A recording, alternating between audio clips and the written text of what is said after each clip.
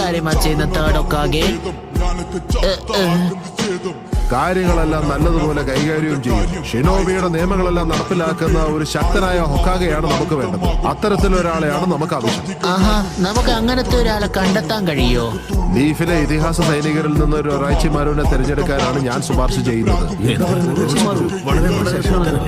നിങ്ങൾ എന്ത് പറയുന്നു ലോർഡ് തേർഡ്? എന്നിരുന്നാലും ഒരു പോരാളിയുടെ അടങ്ങാത്ത ഇച്ഛാശക്തിയാണ് ആ കണ്ണുകളിൽ എനിക്ക് കാണാൻ കഴിയുന്നത്.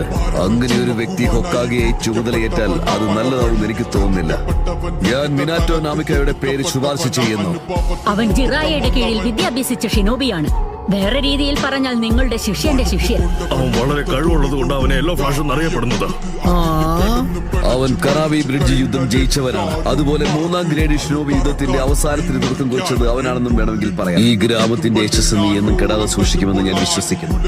ലീഫ് വില്ലേജിന്റെ ഭാവിയായി ഞാൻ നിന്നെയാണ് കണക്കാക്കുന്നത്. അതിലൂടെ മൊത്തം ഷിനോബി ലോകത്തിന്റെ ഭാവിയെ നീ നിശ്ചയിക്കും. അങ്ങയുടെ വിശ്വാസം കാത്തു സൂക്ഷിക്കാൻ ഞാൻ എന്നെ കൊണ്ടാവുന്നതെല്ലാം ചെയ്യും. അത് എന്താണെന്ന് വെച്ചാ അത് 4ാമത്തെ ഹൊക്കാഗെ ആരാണെന്ന് പ്രഖ്യാപിച്ചു. ഞാൻ അയാളുടെ പേര് പറഞ്ഞാൽ നീ ഞെട്ടും. അടുത്ത ഹൊക്കാഗെ ആകാൻ പോകുന്നത് മിനാറ്റോ സെൻസിയാണ്.